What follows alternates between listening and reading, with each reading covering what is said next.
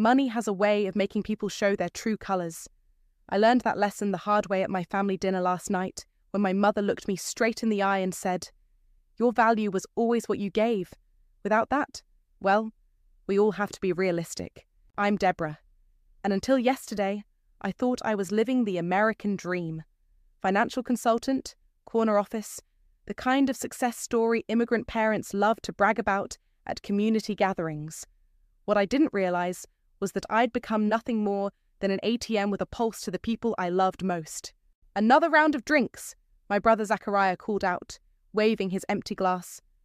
We were at La Maison, the kind of place where even the water comes with a hefty price tag. My sister Alexis was showing off photos from her recent trip to Paris, the one I'd funded, of course. The suite at the Ritz was absolutely divine, she gushed, swiping through pictures on her phone. Though the concierge was a bit stuffy, probably because I asked them to arrange that last-minute helicopter tour. I smiled weakly, pushing my untouched salmon around the plate. The market downturn had hit my portfolio hard this quarter. For the first time in 10 years, I was feeling the squeeze. Nothing catastrophic, just temporary illiquidity. I'd been dreading this conversation all week, but they were family. They'd understand. Actually, I cleared my throat. I needed to talk to you all about something. My father Martin looked up from his phone, while my mother Victoria raised an perfectly shaped eyebrow. Zachariah was still trying to catch the waiter's eye. I'm having a bit of a cash flow issue this quarter, I said carefully. Just temporary, but I might need to pause some of the usual arrangements for a few months. The silence that followed was deafening. Alexis's phone clattered onto her plate. What do you mean, pause? Zachariah turned to face me, his expression darkening. The expansion plans for my startup are already in motion. We need that bridge funding next week. I'm sorry, I just can't right now. Maybe in a few months. What good are you now? He scoffed, cutting me off. I've got investors waiting. Real investors. I've already booked my wellness retreat in Bali. Alexis chimed in, her voice rising. The deposit is non-refundable. I looked to my parents for support. Mum was examining her manicure with sudden interest, while Dad became intensely focused on his wine glass. I'm still your daughter, I said softly. This doesn't change anything. Victoria finally looked up. Her lips curved in what might have been a smile, but felt more like a sneer. Oh, sweetheart, she said, reaching across to pat my hand condescendingly. Let's be honest here. Your father and I have always been proud of how you've supported the family. It's what good daughters do. But if you can't fulfill that role anymore... The mortgage payment is due next week, Dad added quietly, still not meeting my eyes. I sat there, stunned, as years of memories flashed through my mind. The $50,000 I'd given Zachariah when his first business failed. The legal fees I'd covered when Alexis got into trouble in Miami. My parents' mortgage payments, credit card bills, medical expenses, all paid without question because that's what family does, right? I think I need some air, I managed to say, standing up on shaky legs. Nobody moved to stop me. Outside, the summer air felt thick and suffocating. My phone buzzed, a text from Zachariah. When you're done with your little drama, we need to discuss the startup funding. Don't embarrass me in front of my investors. Another buzz. Alexis sharing her Bali retreat invoice in our family group chat, followed by a pointed, I expect this handled by Monday. My fingers trembled as I dialed the one person I knew would understand. Imran? It's Deborah. Remember those documents you helped me notarize over the years? I think it's time we took a closer look at them. His response was measured, careful. They always forget who keeps the receipts, don't they? I leaned against the restaurant's brick wall, watching happy families stroll past through blur of tears. 10 years of unconditional giving. And this was what it got me. A family's love measured in dollar signs and decimals. My phone buzzed again. A message from my mother. We're ordering dessert. Come back inside when you're done being difficult. And don't forget, your father's golf club membership renewal is due this month. I wiped my eyes and straightened my spine. Something cold and hard was crystallizing in my chest, replacing the hurt with something else entirely. They wanted to talk about money? Fine. Let's talk about money. 3 weeks of silence feels like an eternity, when you're used to your phone buzzing with financial emergencies every few hours. No more frantic calls from Zachariah about investor meetings. No more screenshots from Alexis of designer handbags she absolutely needs. Even my parents' constant stream of bills had dried up. I was at my desk, reviewing client portfolios, when my assistant Sadie knocked on my door. "Your sister's in the lobby," she said, her expression concerned. "Should I tell her you're in a meeting?" I shook my head. "No, send her up. It's time we talked." Alexis swept in, wearing new Louboutins, probably purchased with the money that should have gone to her share of our parents' utilities. She didn't sit down. "You're being ridiculous," she announced, dropping her bag on my desk. "This little tantrum of yours needs to stop. Mum's beside herself." "Tantrum?"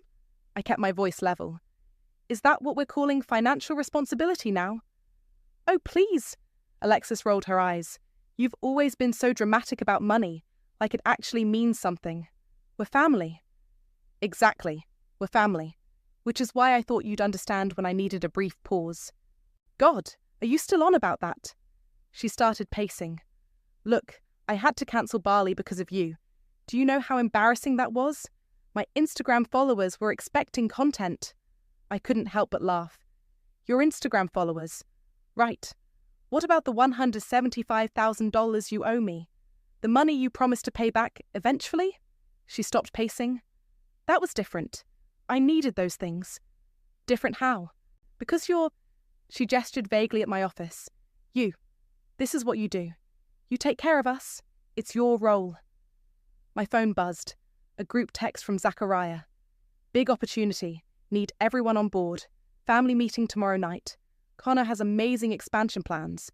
1.2 million required. Deb, time to step up." Alexis's phone chimed with the same message. She smiled triumphantly. "See? This is your chance to fix things. Make it right. Make what right." I stood up slowly.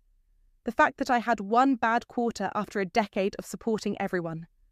"Don't be so sensitive," she snapped. "You know what your problem is? You've always acted like you're better than us, with your fancy degree and your corner office. But you're not one of us. You never were. You're just convenient." The words hung in the air between us. I felt oddly calm. "Get out of my office." "Excuse me?" "Get out." She grabbed her bag, face flushed. "Mum was right about you. All that money and still so desperate to belong. It's pathetic, really." After she left, I sat there for a long time, staring at nothing. Sadie appeared with coffee and a concerned look. "I heard," she said quietly. "Want me to pull up the files?" I nodded. We'd been maintaining detailed records for years. Every transfer, every promise, every IOU. All carefully documented and stored. Just in case. My phone rang. Imran. "I saw the group text," he said without preamble. "Zachariah's really pushing his luck." "They all are." I opened my laptop, where a folder labelled Family Financial Records held years of evidence. "Remember that trust document we set up in 2019? The one where we had everything notarized? Of course. They always forget who keeps the receipts." "You've said that before." "Because it's always true." He paused. "Are you ready to use them?" I clicked through files, bank statements, promissory notes, text messages promising repayment. Years of financial abuse documented in pristine detail. "Not yet. Let's see what tomorrow's meeting brings." "Be careful," he warned. "Connor's involved now. That guy's shadier than a beach umbrella." After hanging up, I found myself looking at an old photo on my desk. Family vacation, 5 years ago. I'd paid for everything, flights, resort, activities. Everyone looked so happy, so grateful. My phone buzzed again. A private text from my mother. "Alexis told me what you said to her. After everything we've done for you, your father and I expected better. Everything they'd done for me." "Right." I opened my drawer and pulled out a particular document, a photo of a hotel receipt from 2019 with Alexis's drunken scrawl across it. "I'll pay you every cent back eventually, Alexis." Tomorrow, they wanted to talk about a $1.2 million loan. Fine. But this time, I had some terms of my own. I texted Sadie. "Pull everything we have, every receipt, every promise, every document. It's time." Her response was immediate. "Already on it." Want me to call Imran? Yes. Tell him to bring the paperwork we discussed last year. All of it. The family wanted a meeting. They'd get one they'd never forget. The cafe where Zachariah chose to meet was deliberately upscale, the kind of place where deals get made over $15 lattes. He and Connor were already there when I arrived, heads bent over spreadsheets, looking every bit the serious entrepreneurs they pretended to be. Sis! Zachariah stood up, arms wide, as if the last few weeks hadn't happened. Come, sit. Connor's got something amazing to show you. I took the offered seat, noting how they'd positioned themselves on either side of me. Classic pressure tactic. My brother had learned a few things from his failed ventures after all. Coffee? Connor pushed a cup toward me. Already ordered your usual. Zach said you like it extra hot. How thoughtful. I took a sip. It was cold. Zachariah spread out some documents. So, about that little cash flow hiccup of yours. Water under the bridge, right? Family sticks together through rough patches. Is that what we're calling it now? A rough patch? Look, Connor leaned in, all smooth confidence and expensive cologne. We've got investors lined up. Big players. They just want to see some family backing first. Shows confidence in the project, you know? And naturally you thought of me. Who else? Zachariah grinned. You're the financial wizard in the family. Mum always says... What exactly does Mom say these days, Zach? He faltered slightly, but recovered quickly. The point is, this is huge. We're talking triple returns within 18 months. All we need is your signature on the loan papers. Connor slid a document across the table. Simple co-signing. The bank's already on board. Just need the final guarantor. I picked up the papers, scanning them slowly. 1.2 million. That's quite a number. It's nothing for someone like you. Zachariah waved dismissively. And think about what it means for the family. You'll be back in everyone's good graces. Mum will stop crying at night. Mum's crying at night. Heartbroken, he nodded solemnly. Says she doesn't recognize her daughter anymore. I reached for my bag, pulled out my own folder. Speaking of recognition, I found something interesting the other day. Remember this? I slid across a document from 3 years ago. A hastily written promise to repay $200,000 signed by Zachariah. His face darkened. Ancient history. We agreed that was a gift. Did we?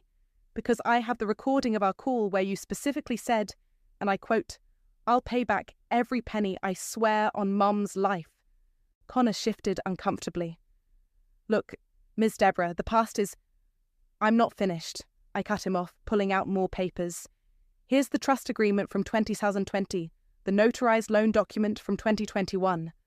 Oh, and my personal favourite, the text messages where you promised to start repaying me once your crypto investment hit big. Zachariah's face had gone from red to white. You kept all that? I kept everything, Zach. Every promise, every IOU, every tearful phone call begging for just a little more. Those were private family matters. No, I stood up, gathering my things.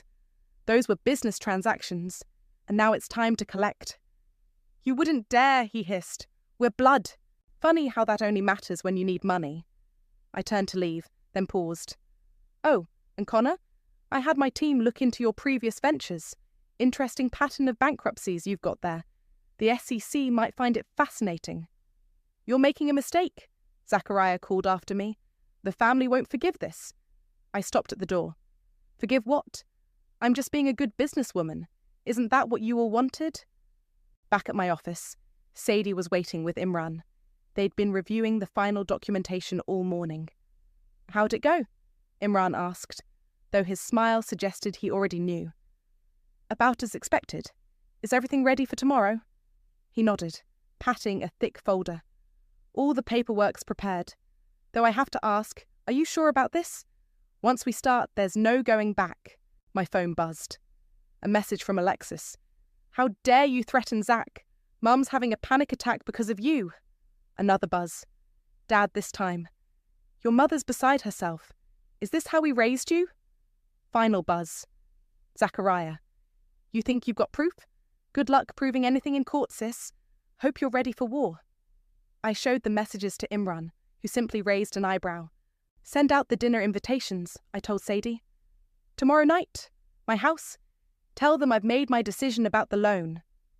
All of them, she asked. Every last one. I picked up Alexis's old hotel receipt with its drunken promise. It's time for a proper family reunion.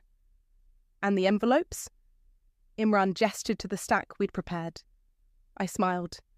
Make sure everyone gets one. It's only fair they know exactly what they owe. They arrived at my house in waves. Alexis first, wearing a conciliatory smile that didn't reach her eyes. Then my parents, Mum clutching her designer handbag like a shield, Dad hovering behind her like a shadow. Zachariah and Connor came last, all business suits and forced confidence. Lovely home, Connor commented, glancing around my living room. Very successful. Thank you, I smiled. The mortgage is quite manageable when you're not supporting 5 other households. Mum's lips tightened. Deborah, darling, there's no need for hostility. We're here to discuss Zachariah's wonderful opportunity. Of course. I gestured to the dining table, where places were set with elegant precision.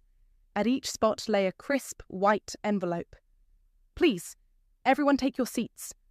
They settled in, exchanging glances. Sadie appeared silently with water and wine, then disappeared into the kitchen. I remained standing. Before we discuss any new ventures, I began, I think we should address some old business. Please, open your envelopes. Oh, for heaven's sake. Alexis rolled her eyes but reached for hers. Is this some kind of... She stopped mid-sentence, face draining of colour as she pulled out the contents. The others followed suit. The only sound was rustling paper and sharp intakes of breath. What is this? Dad's voice trembled as he held up his papers. That's a complete record of every dollar I've given you over the past decade. Loans, gifts, payments, all meticulously documented. The highlighted portions are your signed promises to repay. These mean nothing, Zachariah snarled, throwing his papers down. We're family. Keep reading, I suggested mildly. Page 2 shows the interest calculations. Page 3 outlines the legal consequences of default. Mum's hand shook as she turned pages. You kept records? Of everything? Every single transaction? Every tearful phone call? Every promise made? I pulled out my phone, pressed play. I swear, sis, just this once, I'll pay you back everything. Zachariah's voice filled the room. You recorded us? Alexis shrieked. In states where it's legal to do so, yes. One-party consent is a fascinating thing. Connor stood up. This is ridiculous. You can't possibly expect... Sit down, Connor. Your envelope contains something special. Documentation of every questionable transaction you've orchestrated with my brother. The SEC would love to see it. He sat. You have 30 days, I continued calmly. 30 days to begin repayment arrangements. After that, my lawyer files everything. And yes, it will all hold up in court. You wouldn't, Mum whispered. We're your family. Funny, that didn't seem to matter 3 weeks ago when you said my only value was financial. That's not what I meant. It's exactly what you meant. I finally sat down, facing them all. For 10 years, I've been your ATM, your emergency fund, your blank check. Now it's time to pay the piper. Dad found his voice. The country club will revoke our membership if this gets out. The country club I pay for? Yes, probably. Alexis was still scanning her papers, face growing paler. These amounts, this is impossible. I can't... Can't what? Pay back the money you promised to return? The funds you marked as gifts on your taxes? That's fraud, by the way. The IRS has been notified. You vindictive bitch! Zachariah stood up, face red. No judge will side with you. I'll tear these up right now. He grabbed his envelope, ripping it dramatically. Go ahead, I smiled. That's copy number 4. Imran has the originals in his safe. Would you like his number? He's expecting your call. The room erupted. Mum burst into tears. Dad stared at his hands. Alexis started hyperventilating. Connor was already texting frantically. This isn't what family does, Mum sobbed. No, I agreed. Family doesn't treat their daughter like a cash dispenser. Family doesn't disappear when the money runs dry. Family doesn't forge loan documents. Zachariah froze. What are you talking about? I pulled out one final document. The loan application you submitted yesterday. The one with my forged signature. The bank's fraud department is very interested in that. You're bluffing, he whispered, but his face had gone ashen. Try me. Silence fell. Heavy, suffocating silence. 30 days, I repeated, standing up. After that, everything goes public. Every document, every recording, every fraud. Your choice. You'll regret this, Alexis hissed, gathering her things. You'll die alone. Better alone than surrounded by parasites. They left in a storm of threats and tears. Mum's final look of betrayal, Dad's defeated shuffle, Zachariah's impotent rage. Only Connor lingered. You know, he said quietly, you're actually scarier than your brother said. Thank you. The SEC will be in touch. After they were gone, Sadie emerged with a fresh bottle of wine and 2 glasses. Well, that was something. It certainly was. I picked up Zachariah's torn envelope. Think they'll pay? They will when the lawsuits hit. My phone buzzed. Imran. Ready to file when you give the word. I looked at the family photos still hanging on my wall. Time to take those down. Send the first notices tomorrow, I texted back. No mercy. You really need to see this, Sadie said, bursting into my office with her laptop. She set it down, pulling up a series of documents. Remember when you asked me to dig deeper into Alexis's tax returns? I leaned forward, scanning the screen. Are these gift declarations? She's been reporting every penny you gave her as gifts to avoid tax liability, but look at her own records. Sadie clicked to another document. She's been recording them as loans in her personal accounts. Tax fraud. I sat back, a cold smile forming. Clear as day. There's more. Sadie pulled up another file. Remember that trust fund you set up for your parents' retirement? The one they insisted on having partial control over? Don't tell me. They've been siphoning money to Zachariah's ventures, against the trust's terms. My phone buzzed. Imran calling. Tell me you're sitting down, he said when I answered. What now? That loan application with your forged signature? It went through. Someone at the bank pushed it through despite the red flags. Want to guess who signed off on it? Connor has friends at the bank? Better.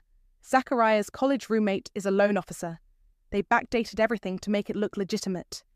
I put the phone on speaker so Sadie could hear. How much exposure are we talking about? The full $1.2 million. Plus they have already drawn down $300,000. But here's the beautiful part. They didn't know about the silent recording feature on your home security system during that dinner. My heart skipped. What did it catch? Zachariah and Connor discussing the forgery in your hallway bathroom. Crystal clear audio. Quote, she'll never know we faked her signature. By the time she figures it out, we'll be too big to fail. Sadie's eyes widened. Please tell me you're filing charges. Already drafted. But Deborah, there's something else you should hear. Imran's voice turned serious. I found something while reviewing the old files. Remember that call with Zachariah from 2019? The one where he begged for startup money? Vaguely? Why? He recorded it, probably trying to catch you promising something. But instead, he caught himself admitting to tax evasion and securities fraud. And because he made the recording, it's admissible evidence, I finished. No expectation of privacy. Exactly. He handed us a smoking gun without realizing it. My desk phone lit up. The reception line. Miss Deborah, your mother's here. She's quite insistent. I looked at Sadie, who nodded. Send her up. Victoria swept in moments later. Designer sunglasses hiding what were probably tears. We need to talk. About the trust fund fraud or Zachariah's forged loan? She froze. How did you... I know everything, Mom. Every transaction, every lie, every scheme. You don't understand, she began, removing her glasses. Her eyes were indeed red. Your father and I, we had no choice. Zachariah needed consequences, I cut her off. Instead, you enabled him, with my money. We're family. We protect each other. No, Mum. You protected him. At my expense. Every single time. She sank into a chair. What do you want? Everything documented in those envelopes. Plus interest. Plus damages. We'll lose everything. Like I lost my family's love the moment I couldn't write checks anymore? Her face crumpled. That's not fair. Neither was teaching me that my only value was financial. But here we are. My phone buzzed again. A text from Alexis. They're freezing my accounts. What did you do? Then another from Dad. The golf club cancelled my membership. Please, we can talk about this. And finally, from Zachariah. You think you're so smart? Watch what happens when I release those recordings of you promising to fund my business. I showed the messages to Imran. He actually laughed. Does he mean the recordings where he admits to fraud? Please, let him try. Mum was watching me, something like fear in her eyes.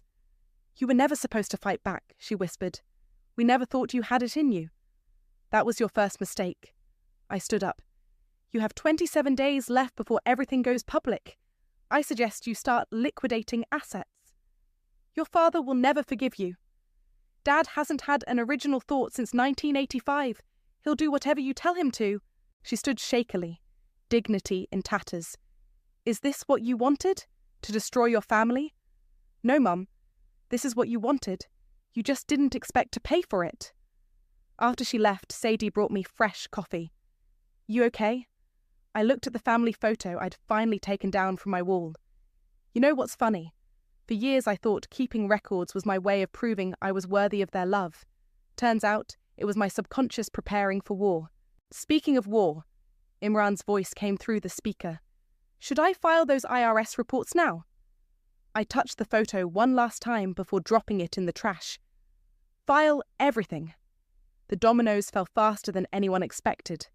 The bank's fraud department moved first, freezing the forged loan and triggering an internal investigation. Connor's contact at the bank was suspended pending review. Zachariah's business accounts were locked down. They're turning on each other, Sadie reported, bringing me the morning updates. Connor's lawyer contacted us. He wants to make a deal. Of course he does. I sipped my coffee, reviewing the latest emails. What's he offering? Full testimony against Zachariah in exchange for immunity from SEC investigation. My phone lit up. Alexis calling for the 12th time today. I let it go to voicemail. Ms. Deborah? My receptionist buzzed. The IRS agents are here for the meeting. Two stern-faced agents spent 3 hours going through Alexis's tax documents. They left with boxes of evidence and tight smiles. This is quite comprehensive, the senior agent commented. Most families don't keep such detailed records. Most families don't steal from each other, I replied. By afternoon, the situation had escalated. Imran called with updates. Your parents' pension fund is frozen pending investigation of co-mingled funds. Alexis's passport has been flagged. And Zachariah... He paused for effect. Zachariah just tried to empty your joint business account. The one I closed last week? Exactly. He's panicking. A knock on my office door interrupted us. Dad stood there, looking smaller than I'd ever seen him. Can we talk? His voice was rough. Just us? I gestured to the chair. He sat heavily, pulling out a handkerchief to wipe his forehead. Your mother doesn't know I'm here, he began. She's not handling things well. I imagine not. The bank called about the mortgage. They're reviewing our loan due to... He swallowed hard. Irregular payments. You mean the payments I made that you claimed were yours? He flinched. We never meant for things to go this far. Really? Because forging my signature on $1 million loan seems pretty far. That was Zachariah's idea. He said, Stop. I held up my hand. Every time something goes wrong, it's someone else's idea. Zachariah needed it. Mom insisted. The family required it. When does anyone take responsibility? We're your parents. No, you're my first lesson in financial abuse. His face crumpled. Please. The golf club was my whole social life. Your mother's friends are already whispering. If this gets out... It's already out, Dad. The IRS doesn't whisper. My phone buzzed. Imran again. Zachariah's trying to leave the country. Border Patrol's been notified. Dad heard it. His shoulders sagged. He always was reckless with money. We thought you could balance him out. By bankrupting me? By being the responsible one? He stood up suddenly. You were always so capable, so strong. We needed that. No, you needed my wallet. There's a difference. Another buzz. Sadie texting. Alexis just got served with IRS papers at her yoga class. She's having a meltdown on Instagram Live. Dad was still talking. Something about family legacy and blood being thicker than water. I cut him off. The trust fund money you diverted to Zachariah? That's criminal fraud. The forged loan, federal offense, Alexis's tax evasion, felony. This isn't about family anymore, Dad. This is about consequences. What do you want from us? His voice broke. Everything documented in those envelopes. Every dollar. Every cent. We'll lose the house. I lost my family. Seems fair? He left without another word, shoulders bent under the weight of reality. Minutes later, Mum called. "What have you done?" she hissed. "Your father's crying." Funny how that works. When I cried, you called it manipulation. The country club wives are already talking. Our reputation is exactly what you deserve. How's Zachariah's escape plan working out? She hung up. Seconds later, Alexis texted, "They're auditing my entire tax history. Fix this now." I forwarded it to Imran with a simple reply. Add tax fraud to her file. Sadie appeared with fresh coffee and a stack of newspapers. Local business section picked up the story. Family financial fraud scheme exposed. Want to read it? Not really.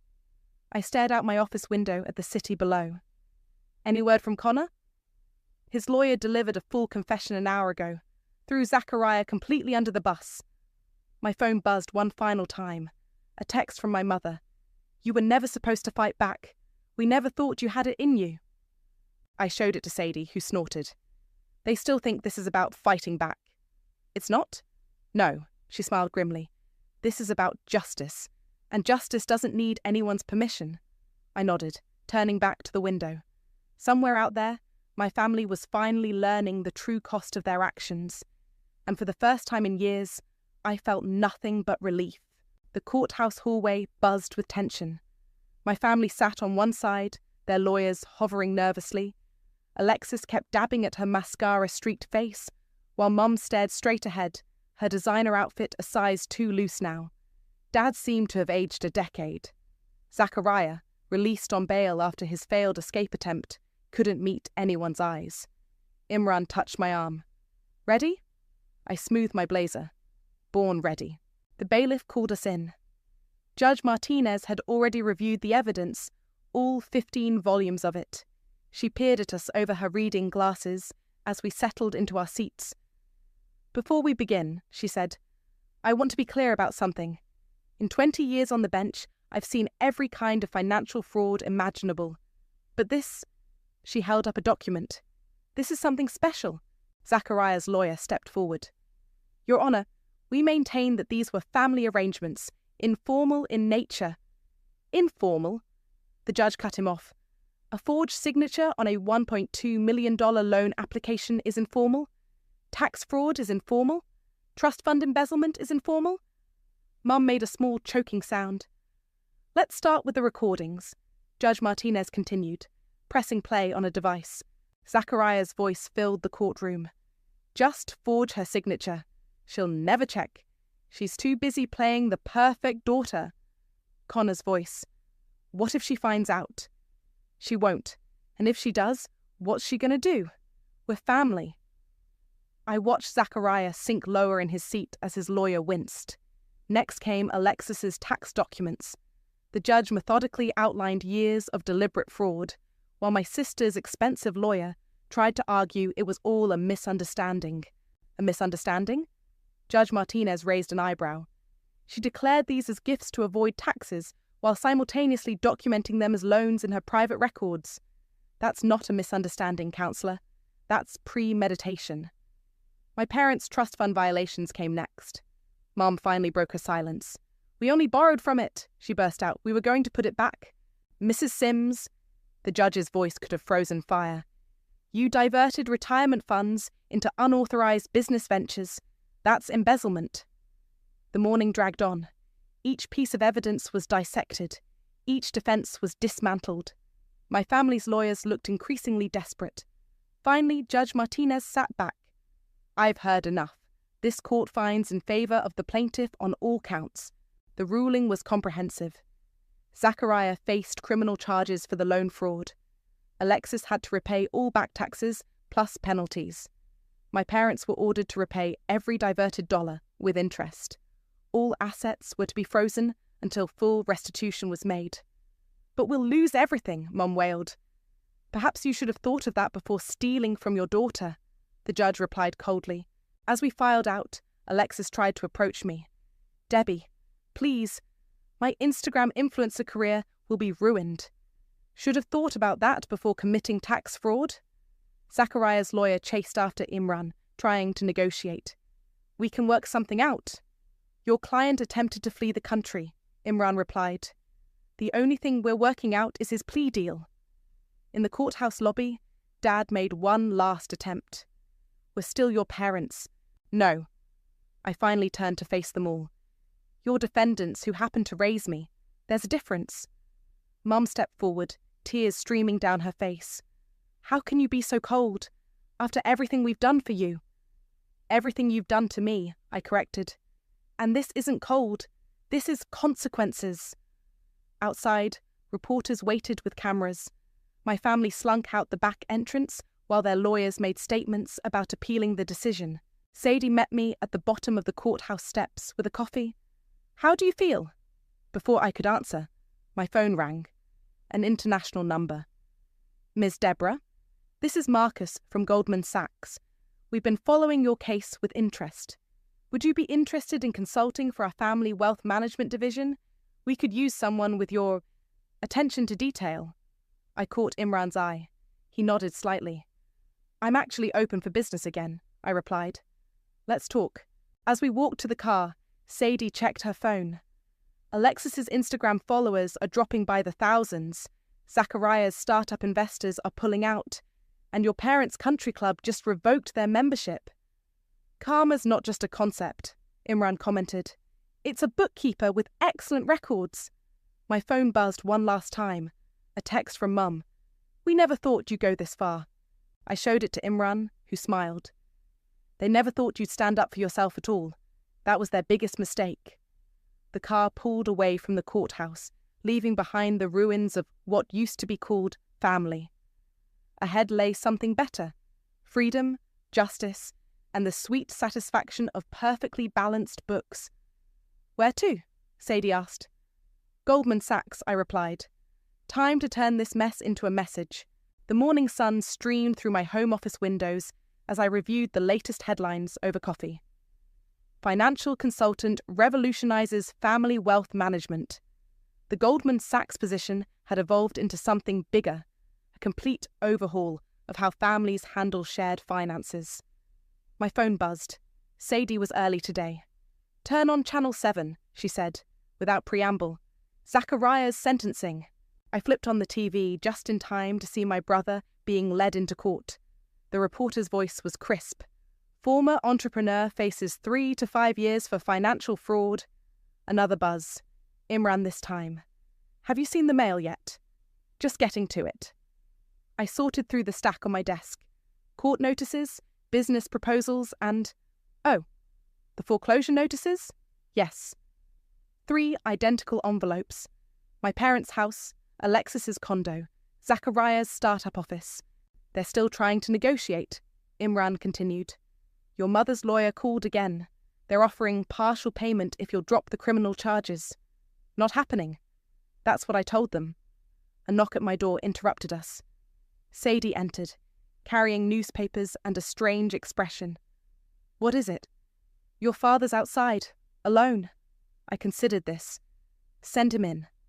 Dad looked smaller than ever, his golf polo hanging loose on his frame. He held a manila envelope. "I found these," he said quietly, pulling out old photographs. "From when you were little. If this is another guilt trip..." "No." He spread them on my desk. "Look, your 5th birthday.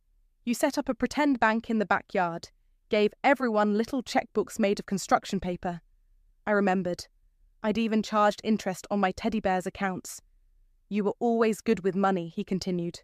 "We took advantage of that, twisted it, used it against you."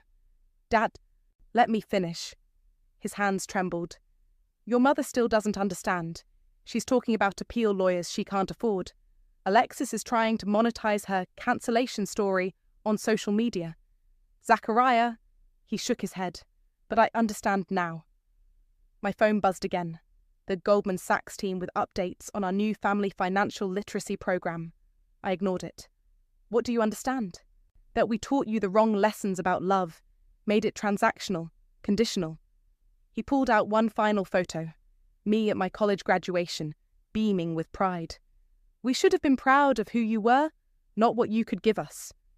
It's a bit late for that. I know. He stood up. I'm not asking for forgiveness or money. Just wanted you to know that someone in this family finally gets it. After he left, Sadie brought in more mail. The restitution checks are starting to arrive. Alexis sold her designer collection. Your mum's auctioning her jewellery. And the family financial literacy program? Waitlisted 3 months out. Turns out lots of families need help setting healthy boundaries with money. My phone lit up with a news alert. Social media influencer faces tax fraud penalties. Below it, a picture of Alexis leaving the IRS office. I opened my desk drawer, pulled out 4 crisp envelopes. Each contained a check for exactly $1 and a post-it note. Paid in full. Send these, I told Sadie, 1 to each of them. Petty, she grinned. I love it. The TV was still running in the background. They were interviewing a financial psychology expert. The case highlights how money often becomes a substitute for genuine family bonds. I turned it off, looking instead at the photo Dad had left. Little me with my pretend bank. The teddy bears had been better customers than my family. Goldman Sachs is on line 1, Sadie announced. They want to discuss expanding the program internationally. Put them through. I picked up the phone, but my eye caught the last family photo I'd kept. All of us at that dinner where everything changed, where they showed their true colours. Ms. Deborah? The Goldman executive's voice crackled. About the expansion? Yes, I said, turning the photo face down. Let's talk about helping other families avoid our mistakes. Sadie gathered the foreclosure notices, court documents, and restitution checks into neat piles. Want me to send those dollar bills by certified mail? Make them sign for it? No, I smiled. Regular mail is fine. They've signed enough papers. My phone buzzed one last time. A group text from Mum. The country club is auctioning our membership. Please reconsider. I deleted it without responding. Some debts can't be repaid with money. Some lessons need to hurt to be learned.